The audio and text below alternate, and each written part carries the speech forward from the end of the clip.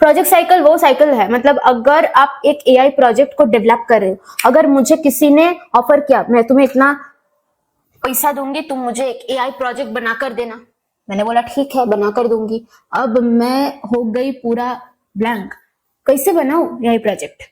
सो मैंने सोचा क्यों ना क्लास 9 के बुक से देखा जाए कि what is this AI project cycle. सिर्फ प्रोजेक्ट साइकिल लिखा हो, this will be AI project cycle. AI project cycle होता क्या है मैंने देखा, और मैंने देखा कि यहाँ एआई प्रोजेक्ट बनाने के 6 स्टेप्स आर गिवन। सो मैंने सोचा यहाँ से देख लेती हूँ कैसे बनाते हैं, कैसे बनाते हैं मतलब what steps you should follow, कैसे बनाते हैं वो तो दूसरा concept, but how to go through, मतलब होता क्या, शुरू कहां से करें खत्म कहां पर करें। There are 6 steps. Okay, let me tell you those 6 steps first. आपको एक ओवरव्यू दे देता हूँ। फर्स्ट आता है जो स्टेप वो है प्रॉब्लम स्कोपिंग, प्रॉब्लम स्कोपिंग। फिर जो आता है वो है डेटा एक्विजिशन, एक्विजिशन। फिर जो आता है स्टेप वो है डेटा एक्सप्लोरेशन। समझाऊंगी सब, अभी जस्ट इस पर फोकस करो। डेटा एक्विजिशन, डेटा एक्सप्लोरेशन, फिर क्या आता है मैं खुद ही भूल गई। डेटा मॉडलिंग, डेटा मॉडलिंग, और फिर आता है डेटा इवैल्यूएशन, या सिंपली इवैल्यूएशन भी कह सकते हो, जो मर्जी।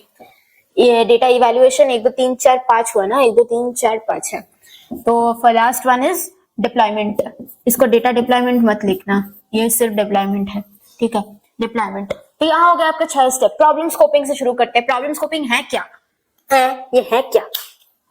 प्रॉब्लम स्कोपिंग है वो स्टेज, एआई प्रोजेक्ट साइकिल का वो स्टेज है जहां आपका जो एआई प्रोजेक्ट, आपको मुझे एक एआई प्रोजेक्ट बनाने को बोला था।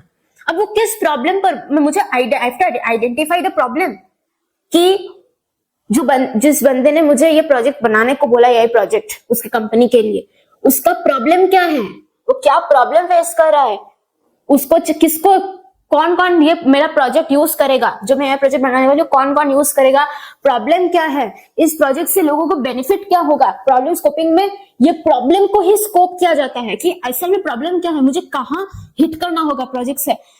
मैं जो प्रोजेक्ट बना रहा हूँ एआई प्रोजेक्ट, वो किनको इफेक्ट करेगा, वो किस प्रॉब्लम को एड्रेस कर रहा है, ये प्रॉब्लम स्कोपिंग में किया जाता है। Problem scoping is that stage of the AI project cycle where we discover the problem, where we know more about the problem that the project is going to solve. We know about who is going to use our project, how beneficial it is going to be to the people, and what are the problems it will be solving. Problem को scope किया जाता है, problem ही लिख देना, ठीक है। Data acquisition में क्या था, अब हमने प्रॉब्लम जान लिया, अब हमें क्या करना होगा, हमें डेटा एक्वायर करना होगा ना। एक्वायर का मतलब क्या है, कलेक्ट। तो अब हमें डेटा कलेक्ट करना पड़ेगा, कहां से, from various relevant sources. Data हम कहां से कलेक्ट करते हैं, from various relevant sources,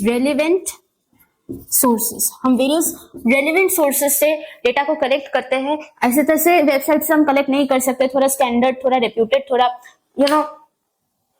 no nonsense website से हमें, वेबसाइट या सर्वे, कुछ बहुत सारे तरीके होते हैं डेटा एक्वायर करने को, हम वो सीखेंगे। Okay, data exploration. अब हमने डेटा कलेक्ट कर लिया, अब हमें एक्सप्लोर करना होगा डेटा को। हमें डेटा, हमने जो डेटा एक्वायर किया वो हमें एक्सप्लोर करना होगा कि डेटा का ट्रेंड क्या है, डेटा का पैटर्न क्या है, क्या वो डेटा ऐसे इंक्रीज कर रहा है, क्या वो डेटा ऐसे जा रहा है, क्या वो डेटा ऐसे जा रहा है। ये जो चार्ट्स है, राइट, ऐसे इंक्रीज कर रहा है, ऐसे डिक्रीज कर रहा है, थोड़ा ऐसे जा रहा है, या पहले ऐसे मतलब स्टेबल था, फिर इंक्रीज किया, फिर स्टेबल था, फिर डिक्रीज कर गया, ऐसे है। तो हमें डेटा का जो पैटर्न्स है उसका एनालाइज करना होगा, और वो होता है data exploration. As you can see from its name, explores the data, right, explores the data. अब हम आते हैं डेटा मॉडलिंग में। डेटा मॉडलिंग में क्या होता है, हमने डेटा फिटर सब देख लिया, प्रॉब्लम सब देख लिया। अब हमें अपने प्रोजेक्ट के लिए, मैंने जो एआई प्रोजेक्ट बनाना है उसके लिए एक सूटेबल मॉडल ढूंढना होगा, जिस मॉडल से मैं अपना प्रोजेक्ट बना सकूं, जो मॉडल सबसे ज्यादा सूट करता है। और फिर हम डेटा इवैल्यूएशन करेंगे, मतलब हमारा जो मॉडल मैंने जो मॉडल सिलेक्ट किया, उस मॉडल से क्या हमें एक्यूरेट रिजल्ट मिल रहा है। हमने इवैल्यूएशन में अपने मॉडल को टेस्ट करना है क्या मॉडल अच्छे से काम कर रहा है, अच्छे से नहीं काम कर रहा है तो फिर से जाओ ऊपर जाओ, चेक करो कहाँ गलती है। और फिर डिप्लॉयमेंट में मतलब फाइनल जो मतलब मैंने एक ऐप बनाया, उसको मैंने प्ले स्टोर में अपलोड करना है, सो मैंने उसको डिप्लॉय किया। तो डिप्लॉयमेंट मीन्स हमारा जो प्रोजेक्ट है हमने उसको रियल वर्ल्ड में छोड़ा, मतलब मैंने अपने वो जो कंपनी मुझसे प्रोजेक्ट मांगा था उसको मैंने दे दिया, मेरा प्रोजेक्ट, मतलब मैंने अपने प्रोजेक्ट को रियल वर्ल्ड में भेज दिया। ठीक है, समझ में आया? सो अगर आपको अभी भी समझ नहीं आया, अब मैं एक एग्जांपल दूंगी, उससे आपको समझ में आ जाएगा। सपोज आपके फ्रेंड का बर्थडे है, आपके फ्रेंड का हैप्पी बर्थडे है। सो ये आपका केक है। What cake is this? Okay, ये आपका केक है। आपको ये केक बनाना होगा अपने फ्रेंड के बर्थडे के लिए। तो फर्स्ट आपको क्या करना होगा? फर्स्ट आपको रेसिपी ढूंढना होगा। रेसिपी मतलब आपको प्रॉब्लम है उसको आपको यूजिंग अ रेसिपी आप प्रॉब्लम को सॉल्व, मतलब प्रॉब्लम को आप एक्सप्लोर कर रहे हो कि कैसे केक बनाया जाता है। सो ये हुआ आपका प्रॉब्लम स्कोपिंग स्टेज। फिर हम दुकान गए, हमने जो सारे हमको इंग्रेडिएंट्स चाहिए केक के लिए, मैदा, फिर जो मैदा, फिर कैंडल, फिर जो लगता है चॉकलेट, कोको पाउडर, ये सब हम ले आ रहे हैं बाजार से। सब इंग्रेडिएंट मतलब हम डेटा को अक्वायर कर रहे हैं, हम डेटा को कलेक्ट कर रहे हैं जो हमारे केक बनाने में हमको लगेगा। ये केक हमारा प्रोजेक्ट है, ठीक है। इस प्रोजेक्ट के लिए हम डेटा कलेक्ट करने जा रहे हैं बाजार, ठीक है। और फिर हमारे रहता है डेटा एक्सप्लोरेशन स्टेज। मतलब हम कैसे लिख सकते हैं कि हम अपना पेंट्री को देख रहे हैं, हमारा जो पेंट्री है, मतलब हमारा जो ड्रॉयर फायर है ना, हमारा किचन हम एक्सप्लोर कर रहे हैं, क्या चीज है हमारे पास ऑलरेडी है। ये जो मिल्क है ये एक्सपायर्ड है, हम फेंक दिया। So we were exploring the data, right. हमने जो इंग्रेडिएंट्स लाए हैं वो किस अमाउंट में हमें चाहिए। सो ये सब हमारा डेटा एक्सप्लोरेशन चल रहा है। फिर आता है डेटा मॉडलिंग, मतलब हमारा मॉडल हमको रेडी करना होगा, मतलब बेक द केक। हमको केक अब बनाना होगा, माइक्रोवेव में हमको केक बनाना होगा, या कुछ लोग स्टोव में भी करते हैं। So now you have to bake the cake. Data model बनाया ना केक का, अब केक बेक किया। अब हमारा डेटा इवैल्यूएशन स्टेज, मतलब अब हम इवैल्यूएट कर रहे हैं। Okay, how to evaluate? I वो टेस्ट केक अगर बर्न हो गया तो उसको दोबारा करना होगा। थोड़ा टेस्ट किया तो लोगों को पता नहीं चलेगा टेस्ट किया, काट देंगे बीच में से। सो बेसिकली ये testing, how the cake is made, testing cake कैसा बना है, पूरा जल गया। कुछ लोगों का कुकिंग स्किल बहुत हड़बल होता है, जैसे मेरा। So we are testing the cake, अच्छा तो बना, लोग मरवट तो नहीं जाएंगे। So after that deployment stage में क्या होता है? प्रेजेंट कर रहे टू द रियल वर्ल्ड। अगर मैंने जला हुआ केक भी बनाया, उसको हमको अच्छे से सजाना तो होगा, लोगों के पास जाए तो अच्छे तरीके से जाए। So we will do icing on the cake. Icing करके हम केक को खाने के लिए भेज देंगे। मेरा बेस्ट फ्रेंड मर जाए केक खाकर। ओके, सो आइसिंग का स्पेलिंग ठीक है, कुछ गड़बड़ है? नहीं, ठीक ही है लगता है। एनीवेज, डिप्लॉयमेंट में हम आइसिंग करते हैं, केक को सजाते हैं, डेकोरेट करते हैं उसको, स्प्रिंकल विंकल डालते हैं। सो इसे हम डेकोरेट करके उस मौत के सौदागर में भेज देंगे, ठीक है। ये है प्रोजेक्ट साइकिल, समझ में आया? अब हम उसको डिटेल में पढ़ना होगा। When is your birthday? Please comment when is your birthday mark. First आता है problem scoping stage. Problem scoping, मेरा वीडियो ब्लर वर तो नहीं होगा, मैं यहाँ लिख रही हूँ, मेरा है तो हो सकता है वीडियो कट गया, ना वीडियो नहीं काटा।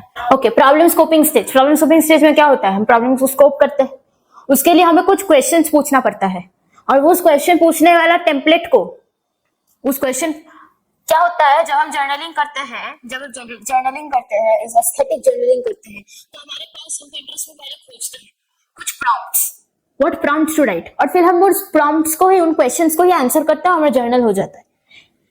वैसे ही हमारे प्रॉब्लम स्कोपिंग, हमारे प्रॉब्लम को अच्छे से जानने के हमें टेम्पलेट प्रोवाइड किया जाता है, उसका कहते हैं हम 4W कैनवस। वो एक टेम्पलेट होता है। तो हम बात कर रहे थे 4W कैनवस की, जहां हम 4Ws, वो 4Ws क्या है? फर्स्ट है हु, देन है व्हाट, ठीक है, देन है where, who what where, and last है व्हाई।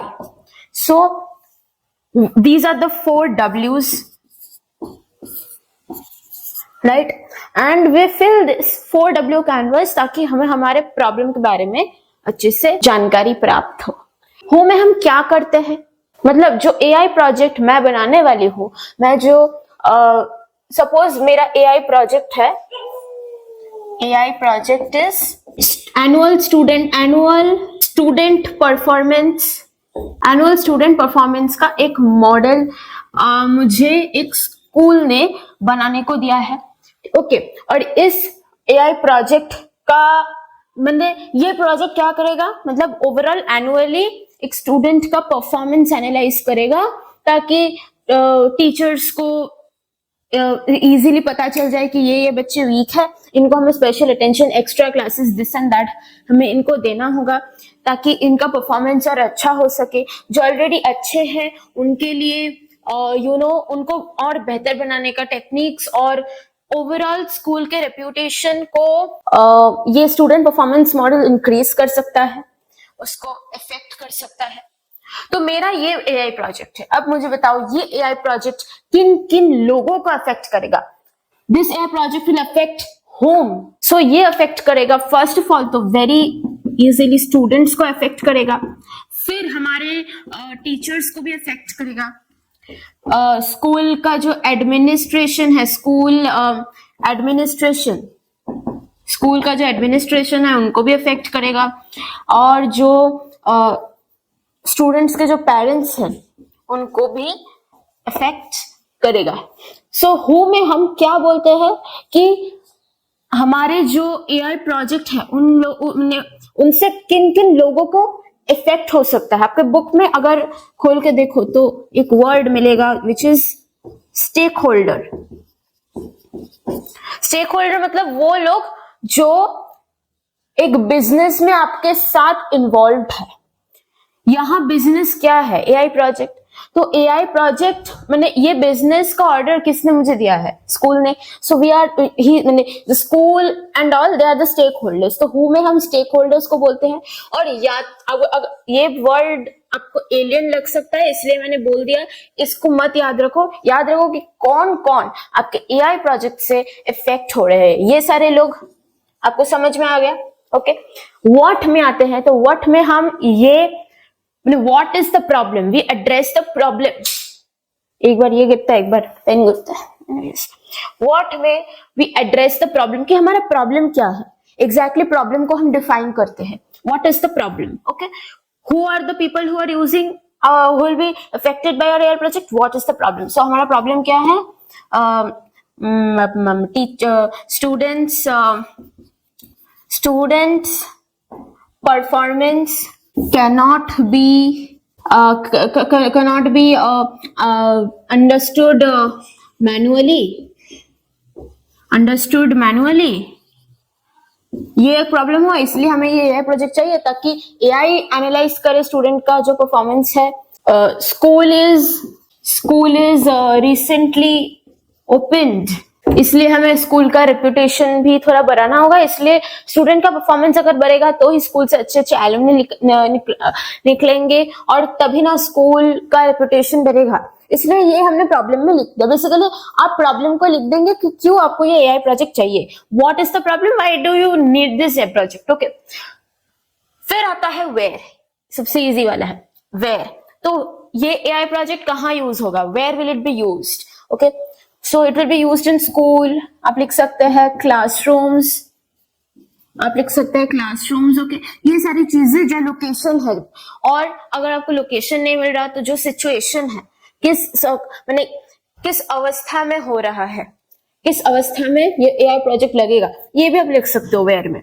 फिर आता है वाई में क्या लिखेंगे, why is this AI project needed, मतलब बेसिकली आपको लिखना होगा ये AI प्रोजेक्ट बेनिफिट क्या क्या कर रहा है, बेनिफिट क्या क्या कर रहा है। तो वाई में आप लिखेंगे कि AI प्रोजेक्ट का क्या बेनिफिट है, वाई इज दिस नीडेड। तो हम क्या लिखेंगे यहाँ, student performance model to increase the school's reputation. फिर हम लिख सकते हैं कि टीचर्स थोड़ा वीक जो स्टूडेंट्स हैं उनको सेपरेटली गाइड कर सके, एक्स्ट्रा क्लासेस वगैरह देकर। तो ये सारे पॉइंट्स आप वाई में लिख सकते हो कि AI प्रोजेक्ट आपका हेल्पफुल कैसे हो रहा है। व्हाट में आप वो नहीं लिखेंगे, व्हाट में आप लिखेंगे कि क्यों ये प्रॉब्लम, नेगेटिव इफेक्ट्स लिखेंगे कि स्टूडेंट का परफॉर्मेंस मैनुअली अंडरस्टूड नहीं किया जा रहा है। वाई में आप लिखेंगे जो पॉजिटिव इफेक्ट्स ला रहा है। ओके, ऐसे टाइप के क्वेश्चंस आपके पेपर में बहुत दिखे गए हैं कि आपको एक ऐसा एआई प्रोजेक्ट दिया हुआ है और आपको बोला है इसके 4W कैनवस को फिल करने को। आपको एक टेबल दिया होगा हु व्हाट वेयर वाई का, और आपको वो फिल करना होगा। तो आप कैसे करेंगे उसको? सपोज एक और एआई प्रोजेक्ट, मैं आपको ये मैनुअली बता रहा हूं, एक और एआई प्रोजेक्ट आपको गिवन है, वो जो हमने पढ़ा था एग्रीकल्चरल मॉनिटरिंग, ये आपका एआई प्रोजेक्ट है। मैंने आपको कंप्यूटर विजन में बताया था कि एग्रीकल्चरल मॉनिटरिंग क्या होता है। ऐसा एक एआई प्रोजेक्ट आपको बनाना होगा जो बताता है, जो एग्रीकल्चर, जो आपको क्रॉप्स को मॉनिटर करता है। तो आप हु में क्या लिखेंगे? आप हु में क्या लिखेंगे? आप हु में लिखेंगे कि इस एग्रीकल्चर मॉनिटरिंग से कौन कौन इफेक्ट हो रहा है। ऑब्वियसली कौन कौन इफेक्ट होंगे? एग्रीकल्चर है तो फार्मर्स इफेक्ट होंगे, द रिटेलर्स, जो फार्मर्स मतलब जो पीपल है जो फार्मर से कुछ खरीदते हैं, फार्मर से तो कुछ लोग कुछ खरीदते हैं, राइट, और फिर वो लोग हमको बेचते हैं, राइट, तो उन लोगों को कहते हैं रिटेलर। ठीक है, रिटेलर। तो जो फार्मर्स होंगे उनको इफेक्ट होगा, जो रिटेलर्स है, और जो कंज्यूमर्स है मतलब हमको भी इफेक्ट होगा ना। सो हम लोगों को एग्रीकल्चर से बहुत इफेक्ट होता है, पेजेंट्स जो है। ओके, ये सारी। फिर आता है व्हाट, मतलब प्रॉब्लम क्या है? It is manually becoming impossible to detect to find diseases in the crops manually because there are huge number of crops. The crops are dying because special care could not be given to them. ये आपका problem हुआ। Where, ये कहाँ use हो रहा है? Farms, fields, wherever crops are grown actually, वहाँ use हो रहा है। Why?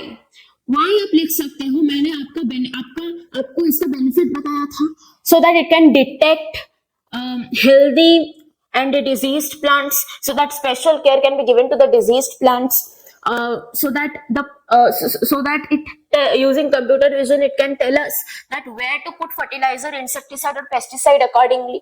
ये सारी चीजें आप लिख सकते हो। ऐसे आपको 4W कैनवस फिल करने को आएगा, कुछ भी लिख दे सकते हो, पर अकॉर्डिंगली हु में, व्हाट में, वेयर में, वाई में आपको समझ में आ गया होगा कि क्या पुट करना है। एक और बात, प्रॉब्लम स्कोपिंग ये इटरेटिव है। ये इटरेटिव है। इटरेटिव का मतलब क्या है? इटरेटिव का मतलब क्या है? मतलब एक लूप की तरह है। मतलब एक बार मैंने वो जो टेम्पलेट था हमारा, वो जो टेम्पलेट था 4W के टेम्पलेट थे, उसको मैंने एक बार फिल कर लिया, हो गया? नहीं, मुझे उसको बहुत बार रिविजिट करना पड़ेगा। मुझे उसे बहुत बार रिविजिट करना पड़ेगा ताकि मुझे प्रॉब्लम का एक क्लियर आइडिया मिल सके। एक बार मैंने एक एग्जाम शीट को फिल कर दिया विदाउट रिविजन, हो सकता है ना उसमें कुछ एरर्स हो। सिमिलरली हमें इससे भी कुछ बार इटरेट करना होगा, कुछ बार इसको गो थ्रू करना होगा ताकि हम हमारे प्रॉब्लम को और रिफाइन कर सके, to refine our problem more. अब हम आते हैं सेकेंड वाले जो स्टेज है उसमें, which is data acquisition. Data acquisition. अब डेटा एक्विजिशन में मैंने आपको डेटा क्या होता है वो बता दिया था। डेटा क्या होता है? डेटा होता है raw facts and figures. Raw facts and figures, इतना लिखने मार्क्स मिल जाएगा? नहीं। Raw facts and figures which do not carry any significant meaning of its own। ये हुआ data. Raw facts and figures which do not carry any significant meaning on its own, मतलब जब वो data आप उसको बहुत सारा क्वेश्चन करते हैं तो तो वो इंफॉर्मेशन बन जाता है जिसका मीनिंग होता है, बट डेटा का कोई मीनिंग नहीं होता। मैंने आपको समझा दिया था। अगर आपको ऐसा एक टेबल दिया होता है जिसमें फर्स्ट तो ये स्टूडेंट है, ये स्टूडेंट का क्लास है, ये स्टूडेंट का जो है मार्क्स है, सेक्शन है, सपोज सेक्शन, ठीक है।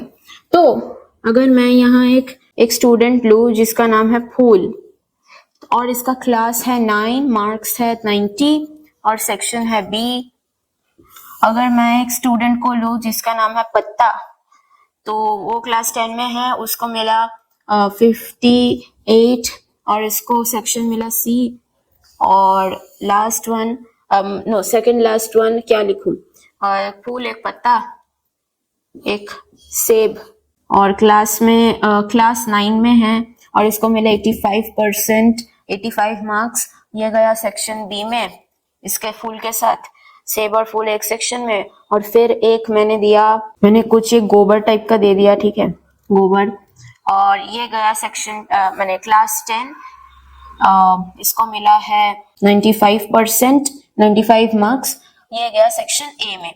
तो यहाँ फूल, पत्ता, सेब, गोबर, ये सारे डेटा है, ये सारी जो है ये डेटा है। ये 9, 10, 9, 10 ये भी डेटा है, 90, 58, 85, 95 ये भी डेटा है, बी, सी, बी, ए ये भी डेटा है। और ये जो सारी चीजें आपको दिख रहा है, स्टूडेंट, क्लास, मार्क्स, सेक्शन, ये सारी जो चीजें हैं इनको हम कहते हैं data features. Data features, data features मतलब जो एक पर्टिकुलर डेटा के जो मेन फीचर है उसको बताता है। मतलब ये फूल, पत्ता, सेब और गोबर, ये सारी जो चीजें हैं ये एक्चुअली है क्या, व्हाट इज इट्स मीन, माने कोड फीचर क्या है। ये एक स्टूडेंट है तो student is a data feature, मतलब जो कॉलम में आपका पहले लिखा होता है ना, फिर 9, 10, 9, 10 ये डेटा का फीचर क्या है, क्लास। 90, 58, 85, 95 का फीचर क्या है, मार्क्स। BCBA का फीचर क्या है, सेक्शन। समझ में आया डेटा फीचर क्या होता है। अब हमारे दो प्रकार के डेटा होते हैं, मतलब डेटा दो प्रकार के होते हैं, एक है ट्रेनिंग डेटा, एक है ट्रेनिंग डेटा, एक है टेस्टिंग डेटा। एक है ट्रेनिंग डेटा, एक है टेस्टिंग डेटा।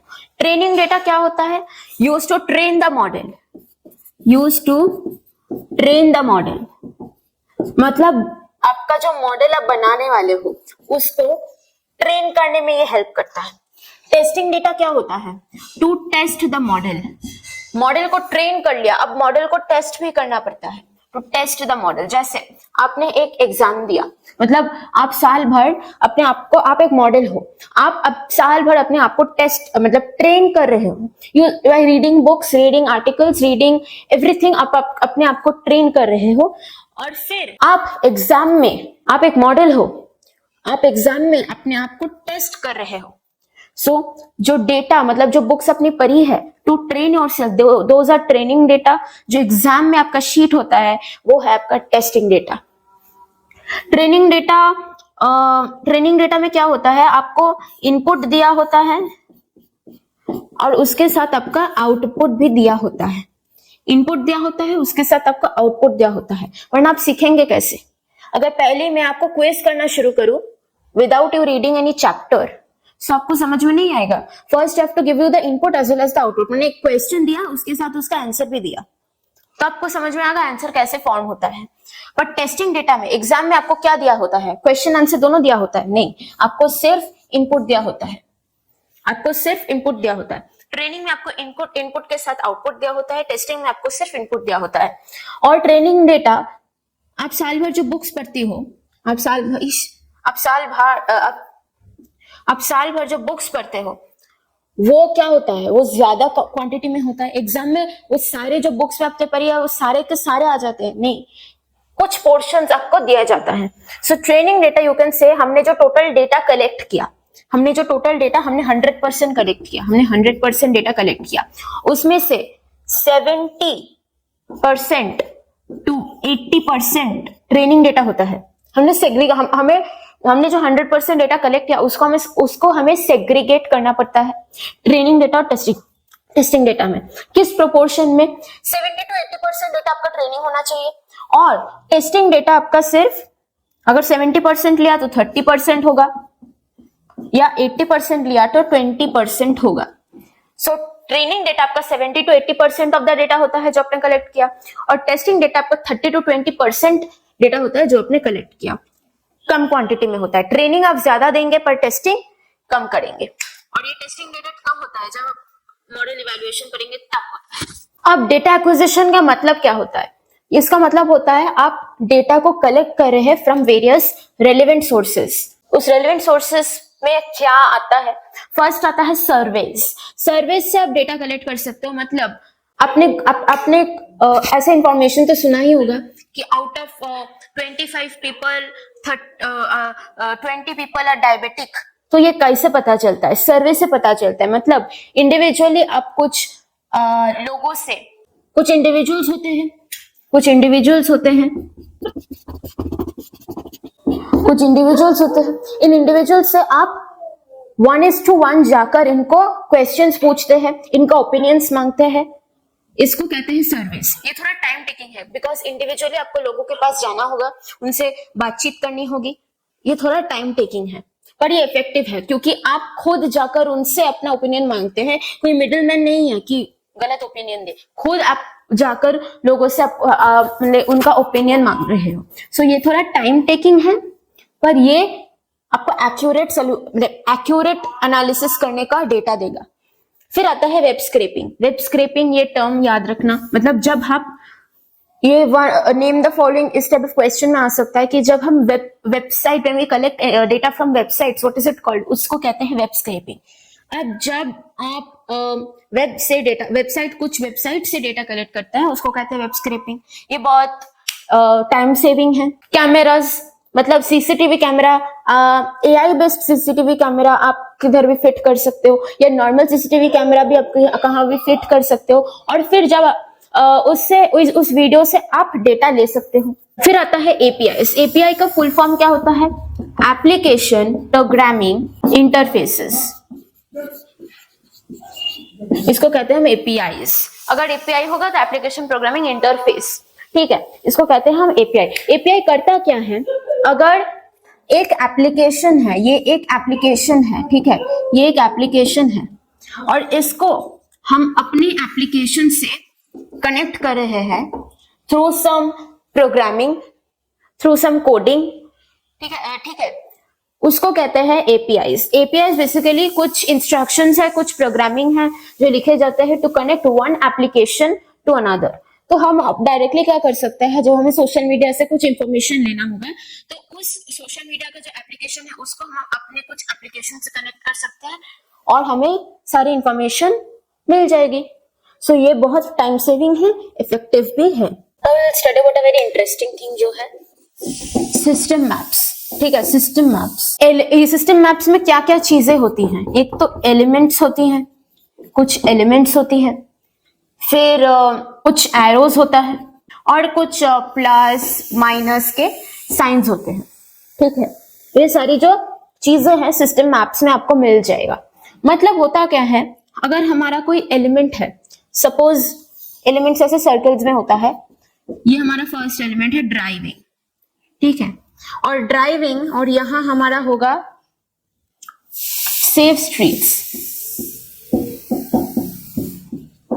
और यहां हमारा होगा वॉकिंग।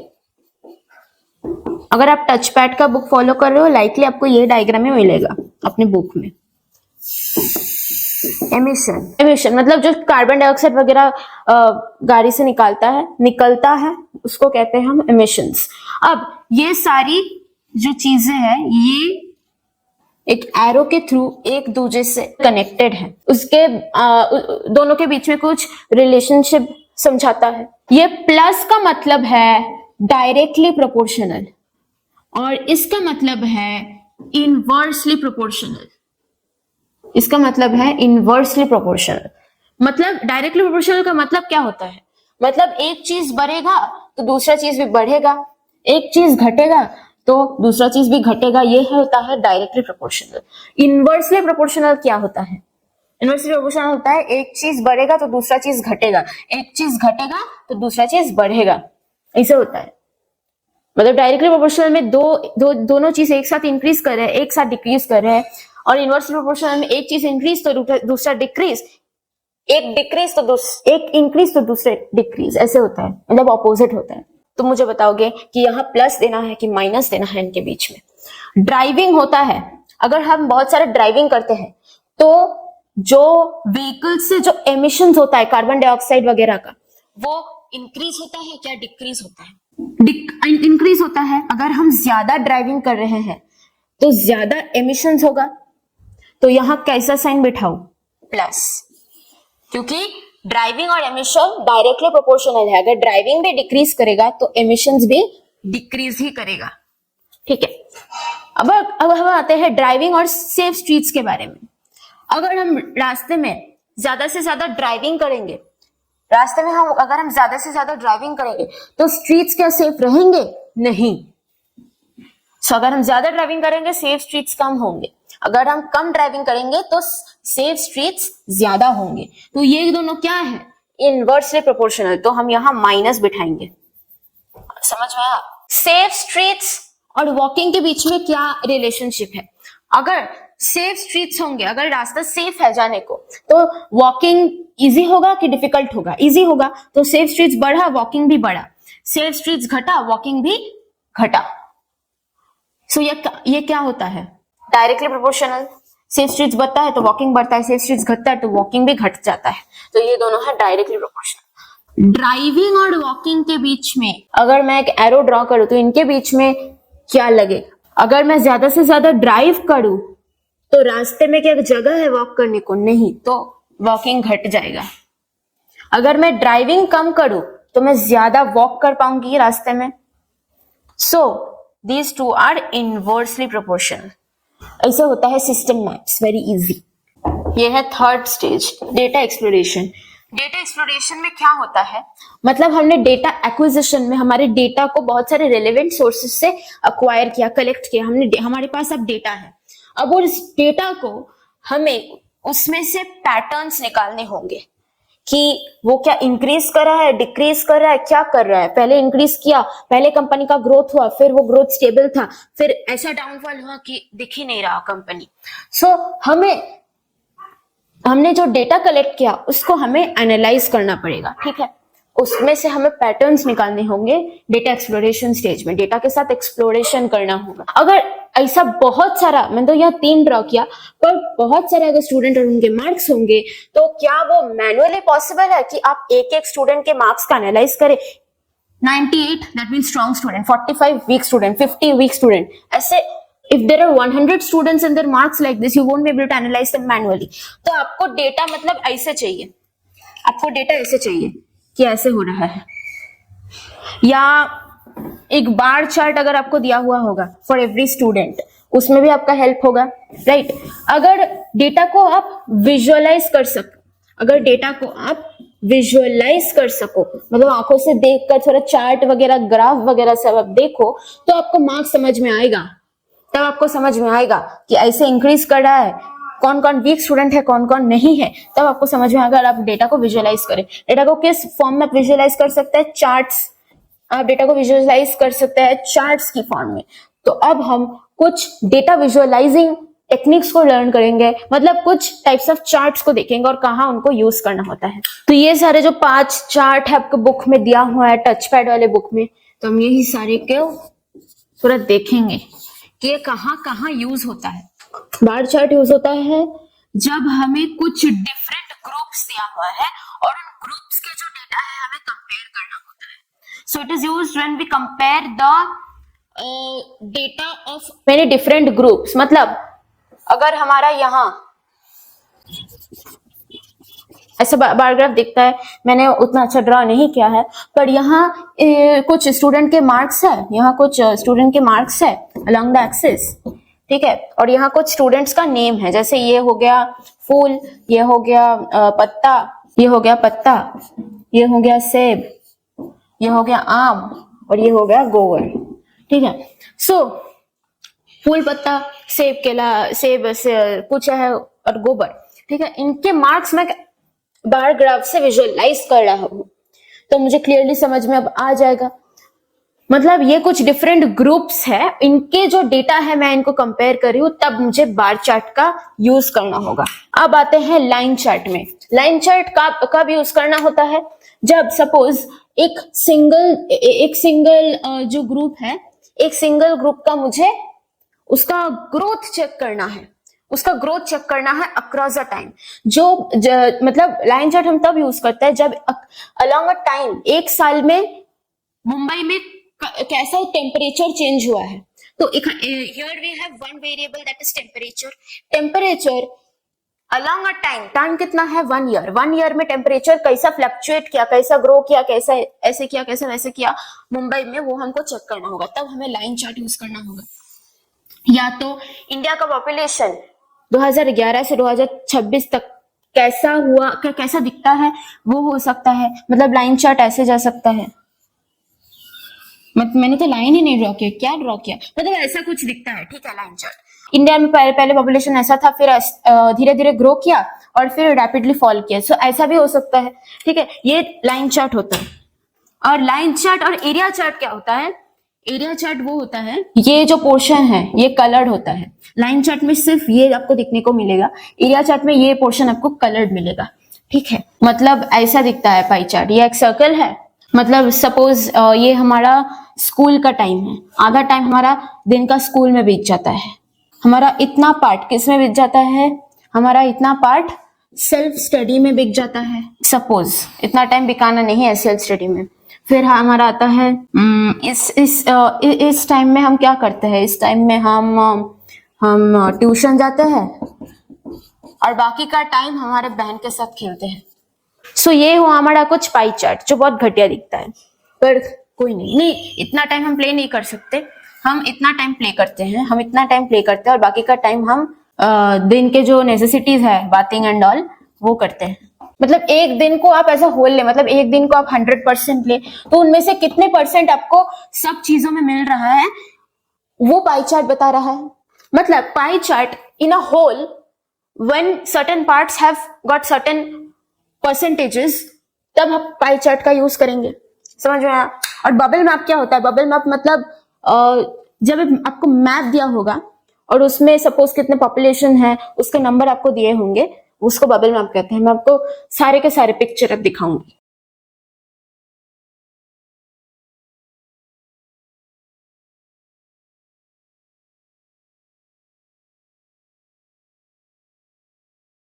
जो स्टेज आता है वो है मॉडलिंग।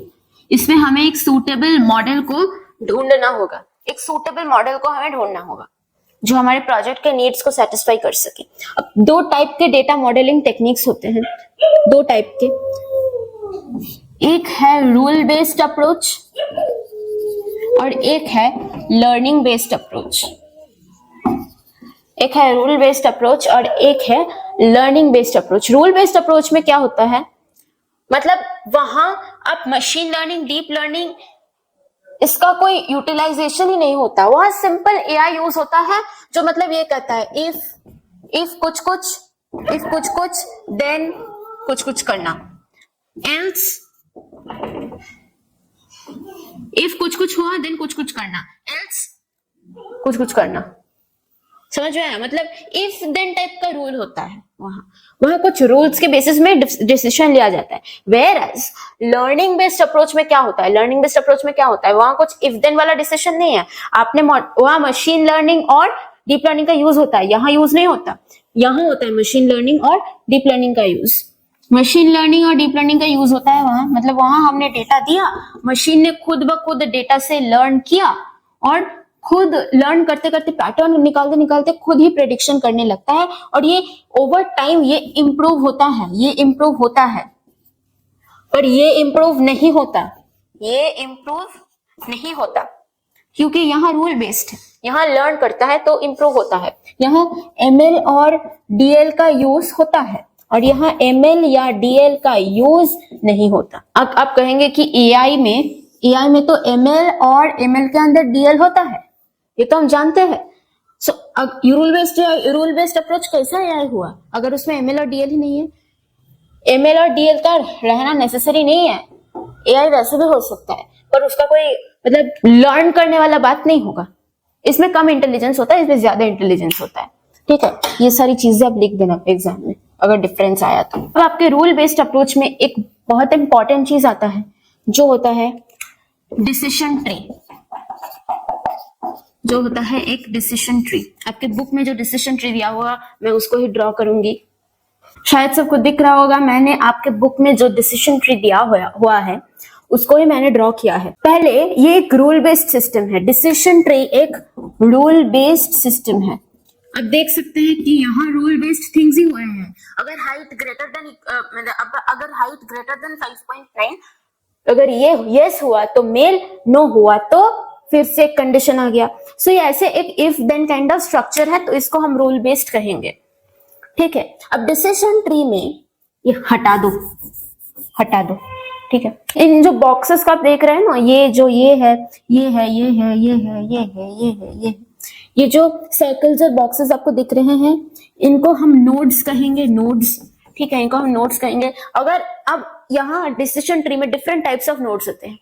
फर्स्ट जो नोड होता है जिससे आपका डिसीजन ट्री का स्टार्टिंग हो रहा है, उसको हम कहेंगे रूट नोड। रूट नोड मतलब ये रूट है, यहां से ही जड़ निकल रही है।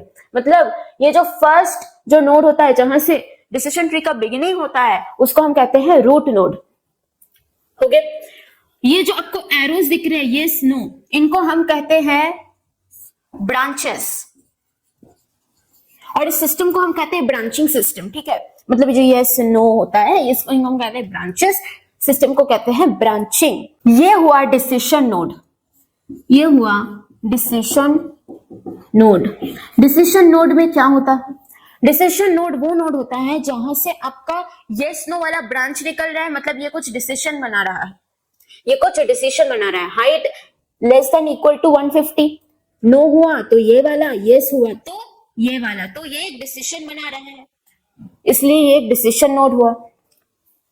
रूट नोड भी यहाँ एक डिसीजन नोड है, रूट नोड भी एक डिसीजन बना रहा है, तो ये भी एक डिसीजन नोड हुआ। ये foot size greater than equal to 10, इसको आप अगर देखेंगे तो ये भी एक डिसीजन नोड है, यहां भी एक डिसीजन लिया जा रहा है, ये भी एक डिसीजन नोड है। ये जो आपको दिख रहा है ये एक लीफ नोड है। एक लीफ नोड वो नोड होता है जो कोई डिसीजन नहीं लेता, वह वहां ही खत्म हो जाता है। ठीक है, वहां ही खत्म हो जाता है। मतलब ये जो आपको मेल दिख रहा है, यहाँ क्या हो रहा है, height greater than equal to 5.9, ये नोड वाला रूट नोड है, डिसीजन नोड भी है। ठीक है, ये ब्रांच कर रहा है यस में, नो में। यस में आपको मेल दिख रहा है, अगर हाइट ग्रेटर देन 5.9 हो तो मेल, फिर से कोई कंडीशन चेक थोड़ी हो रहा है, यहाँ तो खत्म हो जा रहा है, तो ये है एक लीफ नोड। फिर यहाँ नो में चेक हो रहा है ये कंडीशन, तो ये डिसीजन नोड हुआ। अगर नो हुआ तो एक और कंडीशन, ये भी डिसीजन नोड हुआ, और यस हुआ तो फीमेल, ये एक लीफ नोड हुआ, क्योंकि यहाँ कोई डिसीजन, कोई ब्रांचिंग दिख रहा है, नहीं दिख रहा है, तो ये लीफ नोड हुआ। इस वाले कंडीशन को चेक करो तो यहाँ यस होगा तो मेल, नो होगा तो फीमेल, तो दोनों ही लीफ नोड्स हुए। पेरेंट नोड और चाइल्ड नोड के कॉन्सेप्ट में आओ तो पेरेंट नोड वो नोड होता है, पेरेंट नोड अगर आप देखो तो ये वाला जो है ये एक पेरेंट नोड है, ये एक पेरेंट नोड है। क्यों ये पेरेंट नोड है? क्योंकि ये दोनों जो नोड्स है उनके पेरेंट है, ये मेल और फीमेल वाले जो नोड्स है इनके पेरेंट है। तो आप कह सकते हो ये वाला भी पेरेंट हुआ, foot size greater than equal to 10 और फीमेल का पेरेंट हुआ, this is also a parent node. Root node भी पेरेंट नोड ही हुआ, ये भी इन लोगों का क्या है, पेरेंट है। तो हम कह सकते हैं ये एक चाइल्ड नोड है, कह सकते हैं ये एक चाइल्ड नोड है, कह सकते हैं ना ये एक चाइल्ड नोड है, ये भी एक चाइल्ड नोड है, ये भी एक चाइल्ड नोड है, ये भी एक चाइल्ड नोड है, ये भी एक चाइल्ड नोड है, ये भी चाइल्ड नोड है। ये दोनों चाइल्ड है इस पेरेंट के, ये दोनों चाइल्ड है इस पेरेंट के, ये दोनों चाइल्ड है इस पेरेंट के। अब अगर इसको ध्यान से देखो तो आपको कुछ चीजें मिलेंगी जो बहुत स्ट्राइक करते हैं, एग्जाम में क्वेश्चन आ सकता है। देखोगे तो root node is a parent node, root node is always a parent node, क्योंकि रूट नोड से ही तो ब्रांचिंग होता है ना, जो रूट नोड से ही तो ब्रांचिंग होता है, तो root node will always be a parent node, किसी का तो पेरेंट होगा ये। Leaf nodes are always child nodes, leaf nodes हमेशा चाइल्ड नोड ही होते हैं, वो कभी भी पेरेंट नोड नहीं हो सकते। पेरेंट नोड वो नोड होता है जो थोड़ा ब्रांचिंग करे, और मतलब ये जो नोड होता है ये पेरेंट नोड, बिकॉज ये ब्रांचिंग कर रहा है। अगर आप इस वाले लीफ नोड को देखेंगे तो ये कोई ब्रांचिंग कर रहा है, तो ये कोई पेरेंट बन ही नहीं सकता, can never be a parent node, but it is a child node, it is always a child node. किसी भी लीफ नोड को अगर देखें ये भी चाइल्ड नोड है, कोई पेरेंट नहीं बन सकता, ये भी चाइल्ड नोड है, पेरेंट नहीं बन सकता। डिसीजन नोड हमेशा पेरेंट नोड होता है, क्योंकि डिसीजन नोड ब्रांच करता है तो वो किसी का तो पेरेंट हुआ, डिसीजन नोड ऑलवेज ब्रांचेस, तो वो किसी का तो पेरेंट हुआ, तो decision nodes are always parent nodes. Child nodes भी हो सकते हैं, पर पेरेंट नोड्स होंगे ही होंगे। जैसे child nodes, it can may और may not be child node, because अगर आप रूट नोड को देखेंगे ये एक डिसीजन नोड है, पर क्या ये चाइल्ड नोड है? किसी का चाइल्ड है? नहीं, किसी का पेरेंट है। तो बाकी जो सारे डिसीजन नोड्स हैं वो चाइल्ड है, वो चाइल्ड है। तब ये कह सकते हैं except the root node all the decision nodes are child nodes, ये आप कह सकते हैं। ठीक है, सो ये कुछ सारे चीजें आपको यहां से देखने को मिलेंगे। अगर रूल बेस्ड सिस्टम का, रूल बेस्ड अप्रोच का कोई एग्जांपल पूछे तो आप डिसीजन ट्री बता सकते हो। अगर learning based approach, learning based approach, इसका कोई आपको एग्जाम्पल पूछे तो आप क्या कहेंगे? पिक्सेलेट। पिक्सेलेट ये एक लर्निंग बेस्ड अप्रोच का एग्जाम्पल हुआ, पिक्सेलेट। ठीक है, मैंने आपको कहा था कि एक इमेज में बहुत सारे छोटे छोटे बॉक्सेस हैं, एक इमेज बहुत सारे छोटे बॉक्सेस से बना है, ये बॉक्सेस है एक एक pixel. Now what is the resolution of a image? Image का रेजोल्यूशन क्या होता है? इमेज का रेजोल्यूशन होता है height in pixels multiplied by width in pixels. मतलब यहाँ जो हाइट है और यहाँ जो विड्थ है पिक्सल्स का, इनको हम अगर मल्टीप्लाई करें हम टोटल पिक्सल्स निकाल सकते हैं इमेज का, तो वो है रेजोल्यूशन। तो जितना ज्यादा पिक्सल उतना ज्यादा रेजोल्यूशन और उतना अच्छा क्वालिटी पिक्चर का। समझ में आ गया? मॉडल इवैल्यूएशन में अब हम मॉडल बना लिया हो, अब मॉडल को ऐसे ही छोड़ दे, हम मॉडल को ऐसे ही डिप्लॉय कर दे? नहीं, मॉडल को हमें आगे पहले हमें मॉडल को टेस्ट करना होगा, उसको थोड़ा इवैल्यूएट करना होगा, चेक करना होगा कि वो जो इन्फॉर्मेशन दे रहा है ठीक तो दे रहा है या कुछ खाके दिया है इन्फॉर्मेशन। ठीक है, सो ये हमको एनालाइज करना होगा यूजिंग मॉडल इवैल्यूएशन। अब हम आते हैं मॉडल इवैल्यूएशन में। ठीक है, तो यहाँ कुछ क्लासिफिकेशन टर्मिनोलॉजीज है। एक सिनेरियो होता है रियलिटी, एक सिनेरियो होता है प्रेडिक्शन। एक सिनेरियो आता है रियलिटी, एक सिनेरियो आता है प्रेडिक्शन का। रियलिटी में मतलब या कोविड-19 मतलब ये सिनेरियो बता दे, ये सिनेरियो बता देता हूँ। रियलिटी में आपको रियलिटी में कोविड हुआ है कि नहीं हुआ है वो हम बताएंगे। किस सिंबल से बताएंगे? प्लस सिंबल से या माइनस सिंबल से बताएंगे। प्लस मतलब कोविड हुआ है, कोविड पॉजिटिव हुआ। कोविड नेगेटिव मतलब आपको कोविड नहीं हुआ है। और यहाँ रियलिटी में आपको कुछ हुआ है कि नहीं ये बताएंगे। प्रेडिक्शन मतलब एआई मॉडल क्या प्रेडिक्शन कर रहा है। एआई मॉडल से भी आपका प्रेडिक्शन किया जाएगा कि एआई मॉडल क्या कह रहा है, आपको हुआ क्या है, आप क्या पॉजिटिव हो या नेगेटिव हो। सो ये एआई मॉडल भी बताएगा। तो हम रियलिटी और प्रेडिक्शन मतलब एआई मॉडल जो प्रेडिक्शन दे रहा है रियलिटी में आपको हुआ क्या है, उससे हम एआई मॉडल को टेस्ट करेंगे वाकई में सही जवाब दे रहा है या कुछ उल्टा सीधा ही बक रहा है। ऐसे हम will see to it. Okay, so reality में सपोज रियलिटी में आपको कोविड हुआ है, you are Covid positive. AI model भी प्रेडिक्ट कर रहा है हाँ इस बंदे को कोविड हुआ है। So reality is also positive मतलब आपको कोविड हुआ है। एआई मॉडल भी कह रहा है कि आपको कोविड हुआ है। So the prediction that the AI model has made वो क्या है? ट्रू है। और वो क्या है? पॉजिटिव है। तो ट्रू पॉजिटिव। सपोज ऐसे सिनेरियो आ गया कि रियलिटी में आपको कोविड नहीं हुआ है, एआई मॉडल ने प्रेडिक्ट किया आपको कोविड हुआ है। रियलिटी में आपको कोविड नहीं हुआ है, आपको कुछ नहीं हुआ है, आप बिंदास हो। एआई मॉडल ने प्रेडिक्ट किया कि आपको कोविड हुआ है। तो क्या ये प्रेडिक्शन ट्रू है? क्या ये प्रेडिक्शन ट्रू है? नहीं, एआई मॉडल ने जो प्रेडिक्शन किया वो क्या है? फॉल्स है, पर पॉजिटिव है।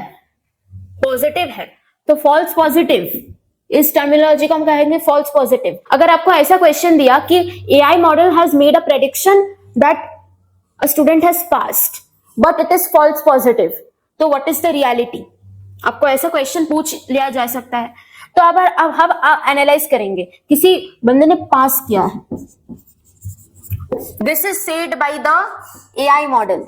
एआई मॉडल ने ऐसा प्रेडिक्शन किया कि किसी ने पास किया है मतलब पॉजिटिव, पास क्या मतलब पॉजिटिव, फेल क्या मतलब नेगेटिव।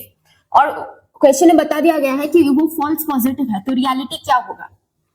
सी, एआई मॉडल ने जो प्रेडिक्ट किया है पास, बोला है कि प्रेडिक्शन इज फॉल्स पॉजिटिव मतलब प्रेडिक्शन है फॉल्स, मतलब reality reality must have been fail, तभी ना उसने पास प्रेडिक्ट किया और फॉल्स हो गया। तो रियलिटी इज फेल मतलब negative, reality was negative, see here it matches, no reality is negative, prediction is positive. तो ऐसे बहुत सारे आप सिनेरियो बना सकते हैं, पास फेल का भी आप सिनेरियो बना सकते हैं। मैंने यहाँ कोविड-19 वाला सिनेरियो लिया है, तब इससे ही बढ़ेंगे, राइट। अब ये हो गया। अब सपोज कंडीशन ऐसा आ गया कि रियलिटी में आपको कोविड हुआ है, रियलिटी में आपको कोविड हुआ है, आपको रियलिटी में कोविड हुआ है, पर प्रेडिक्शन ये कह रहा है, मतलब एआई मॉडल ये कह रहा है कि आपको कोविड नहीं हुआ, ऐसा कहा है। So obviously prediction is false, prediction हमने फॉल्स लिख दिया। और प्रेडिक्शन क्या है, प्रेडिक्शन क्या पॉजिटिव है, जो हमने पॉजिटिव लिखा वो तो रियलिटी पॉजिटिव है, हमें रियलिटी की तरफ देखना ही नहीं है, हमें देखना है प्रेडिक्शन की तरफ। प्रेडिक्शन फॉल्स है तो फॉल्स लिख दिया, प्रेडिक्शन नेगेटिव है तो हम लिख देंगे नेगेटिव। तो ये हुआ फॉल्स नेगेटिव, और फॉल्स नेगेटिव बहुत सारा डेंजरस है, मोस्ट डेंजरस है। क्यों? रियलिटी में आपको कोविड, रियलिटी में आपको कोविड हुआ, एआई मॉडल में आपको कहा कि आपको कोविड नहीं हुआ, तो आप बिंदास घूम रहे हो, एक दिन सडनली आपका डेथ हो गया क्योंकि आपने कुछ मेडिकेशंस नहीं लिए, क्या क्या एआई मॉडल ने आपको बताया कि आपको कोविड नहीं हुआ। तो false negative is most dangerous. आप इसका ऐसे भी इमेजिन कर सकते हो कि रियलिटी में किसी ने पास किया, एआई मॉडल ने कहा कि बच्चे ने फेल किया, तो वो पूरी साल जो मेहनत करा है वो सब वेस्ट हो गया। So false negative is very dangerous, ठीक है। फिर आता है ये कंडीशन, जब रियलिटी है कि आपको कोविड नहीं हुआ, प्रेडिक्शन ऑल्सो सेज आपको कोविड नहीं हुआ। सो क्या ये फॉल्स है? नहीं, ये ट्रू है। दोनों ही, मतलब ये ट्रू है। और प्रेडिक्शन क्या है? नेगेटिव है, तो ट्रू नेगेटिव। ट्रू नेगेटिव में क्या होता है? रियलिटी भी नेगेटिव है, मतलब रियलिटी भी है कि स्टूडेंट ने फेल किया, प्रेडिक्शन भी है स्टूडेंट ने फेल किया, तो ट्रू है पर नेगेटिव है क्योंकि फेल किया, ठीक है। सो ये है इवैल्यूएशन, यह है इवैल्यूएशन। और इस चीज को अगर आप कंफ्यूजन मैट्रिक्स में सजा धजा के रखो, कंफ्यूजन मैट्रिक्स में सजा धजा के रखो, confusion matrix is hell confusing but I will try my best कि आपको ये कंफ्यूजिंग ना लगे। कंफ्यूजन मैट्रिक्स, कंफ्यूजन मैट्रिक्स ऐसा टेबल है, एक ऐसा टेबल है, ठीक है। तो ये क्या कहता है? ये कंफ्यूजन मैट्रिक्स है जहां इन प्रीवियस एग्जांपल हमने क्या देखा कि पास फेल देखा, कोविड हुआ कोविड नहीं हुआ वो देखा, पर अगर अब हम देखेंगे स्पैम और नॉट स्पैम, ठीक है। स्पैम यहाँ पॉजिटिव है, ठीक है, स्पैम मतलब पॉजिटिव है, नॉट स्पैम मतलब नेगेटिव है, ठीक है। और यहाँ मतलब यहाँ प्रेडिक्शंस अलोंग दिस पार्ट, मतलब ये क्या, इसको क्या कहते हैं, मतलब कॉलम्स में आपको प्रेडिक्शंस दिखेंगे, कॉलम्स में आपको प्रेडिक्शंस दिखेंगे, प्रेडिक्ट किया कि स्पैम, प्रेडिक्ट किया नॉट स्पैम। पर रोज में आपको एक्चुअली मिलेंगे, ये तो रो है, हाँ ये तो रो है, तो रो में आपको एक्चुअली क्या मिलेंगे कि एक्चुअली मतलब रियलिटी में क्या स्पैम है, रियलिटी में क्या नॉट स्पैम है, समझ में आया? अलोंग द कॉलम्स आपको क्या मिलेंगे? प्रेडिक्शंस, और अलोंग द रोज आपको क्या मिलेंगे? रियलिटी या एक्चुअल जो हुआ है। तो एक्चुअली स्पैम कितने ईमेल एक्चुअली स्पैम है? 80 + 20 एक्चुअली स्पैम है, मतलब 100 ईमेल एक्चुअली स्पैम है, 100 ईमेल एक्चुअली स्पैम है, ठीक है। उसमें से एआई ने प्रेडिक्ट किया कि 80, मतलब 100 में 100 ईमेल जो स्पैम थे, 100 ईमेल स्पैम थे एक्चुअल में, उसमें से एआई ने प्रेडिक्ट किया कि 80 ईमेल्स आर स्पैम, मतलब 80 ईमेल्स वो ठीक ठाक प्रेडिक्ट किया कि 80 स्पैम है, और बाकी का जो 20 था वो उसने नॉट स्पैम प्रेडिक्ट कर दिया, वो उसने नॉट स्पैम प्रेडिक्ट कर दिया। जो 80 ईमेल था उसने स्पैम बोल दिया, 100 में से जो 80 ईमेल थे उसको उसने स्पैम बोल दिया, और 100 में से जो बाकी का 20 था उसने नॉट स्पैम बोल दिया। मतलब 100 में से 80 ईमेल उसने करेक्टली प्रेडिक्ट किया कि स्पैम है, सो ट्रू है, और स्पैम है मतलब पॉजिटिव है, सो ट्रू पॉजिटिव, ठीक है। सो 80 वाला ये जो वैल्यू है ये है ट्रू पॉजिटिव, और बाकी का जो 20 था आउट ऑफ द 100 वो उसने नॉट स्पैम प्रेडिक्ट किया, मतलब फॉल्स प्रेडिक्ट किया। स्पैम था, नॉट स्पैम प्रेडिक्ट कर दिया तो फॉल्स, और प्रेडिक्ट किया नॉट स्पैम मतलब नेगेटिव प्रेडिक्ट किया, सो फॉल्स नेगेटिव, ठीक है। अब कुछ ईमेल यहां जो है कुछ ईमेल यहाँ जो है वो नॉट स्पैम है। कितने ईमेल नॉट स्पैम है? 50 प्लस 30, 80 ईमेल्स नॉट स्पैम है। 80 ईमेल्स क्या है? नॉट स्पैम है। उसमें से 30